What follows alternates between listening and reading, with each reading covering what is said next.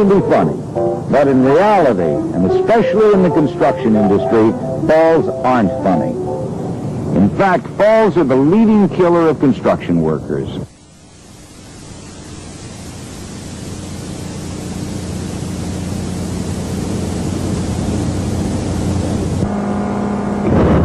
In an attempt to protect workers from falls, the Occupational Safety and Health Administration, OSHA, developed a new Subpart M fall protection rule. The rule now requires your employer to provide training for anyone who is exposed to a fall of 6 feet or more. As a construction worker, you need to be aware of the fall hazards and what you can do to reduce or eliminate them. One way to guard against fall hazards is the guardrail system. Guardrails are usually made from 2x4s or wire rope and are located in places where you could fall over the edge, such as around open-sided floors, around floor and roof openings, and on stairs, ramps, or walkways. Another way to guard against fall hazards on the job are covers for holes or openings. Covers will keep you from stepping into or falling through holes and from getting hit by falling objects. It's important to remember that all covers have to be able to support 2 times the maximum weight that will cross over them. And also secure them with wire, cleats, or fasteners, and paint the word hole or cover on them so that your co-workers know what they are. In places where guardrails or covers can't be used or have been removed, you should use personal fall arrest systems.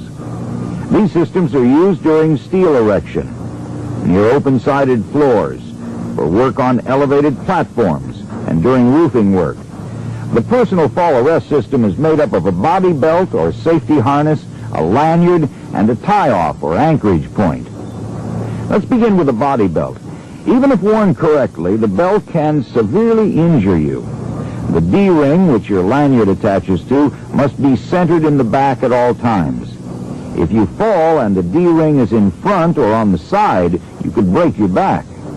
And when you fall, all of the forces will be concentrated on your midsection, causing severe internal injuries.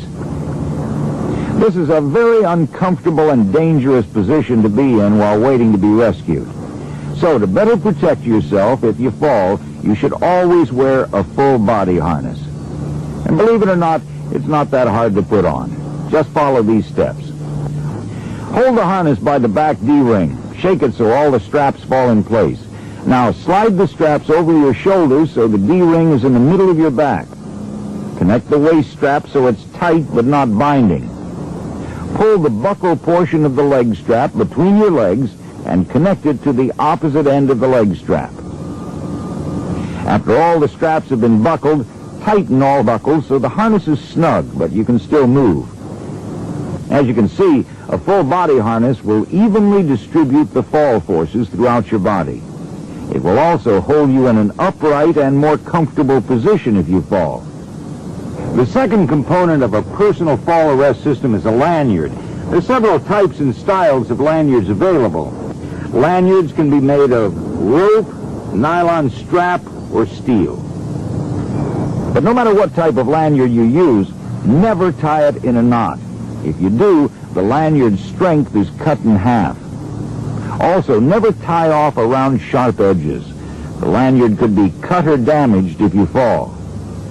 And if you fall, whether using rope, nylon strap, or steel lanyards, you will be exposed to fall forces that are much more than the force that has been proven enough to seriously injure a person.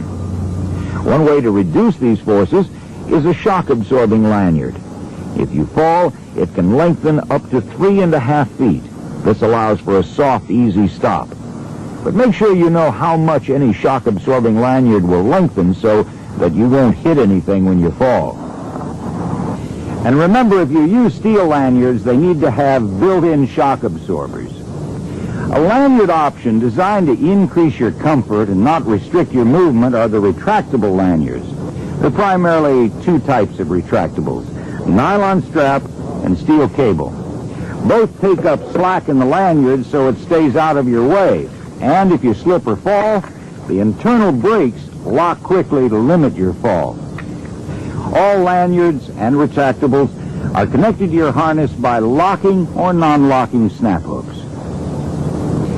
Because of the threat of rollout, non-locking snap hooks can only be attached to a D-ring when nothing else is attached to it. Rollout happens when pressure is applied to the gate of a non-locking snap hook, causing it to pop loose or roll out.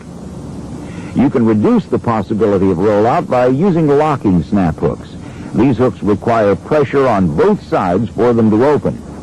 You can maintain the life and performance of any personal fall arrest equipment by visually inspecting it daily. Before using the equipment, you should check for deterioration, frayed edges, broken fibers, pulled stitches, burns, or chemical damage.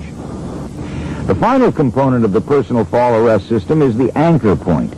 If the anchor point fails during a fall, it won't matter how well trained you are, how effective your equipment is, or whether you're tied off correctly. If the anchor point doesn't work, nothing will work. Some possible anchor points are steel structures, beams, or columns.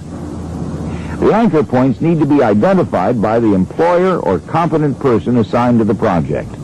They need to make sure that the points can support 5,000 pounds. And as a general rule, all anchor points should be directly above you and easy to reach. This is to make sure that if you fall, you don't swing like a pendulum and hit anything. This is called a swing hazard. Also, be sure you limit your free fall to the shortest possible distance, but never exceed 6 feet. And make sure you have enough clearance if you fall, especially with a shock-absorbing lanyard. If you're unsure about the reliability of your anchor point, check with your employer. We should also talk about positioning systems. Using a belt or full body harness and side D-rings, you can connect to a structure and lean back. This leaves both hands free to work. These systems are often used on form work.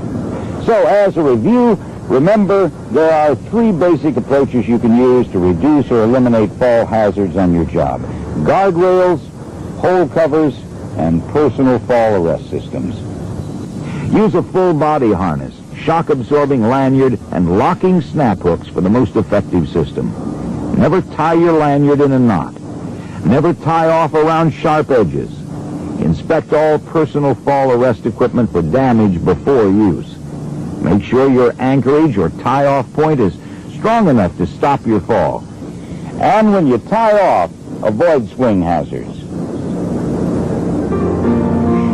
Just watching this video doesn't mean you've been adequately trained in fall protection.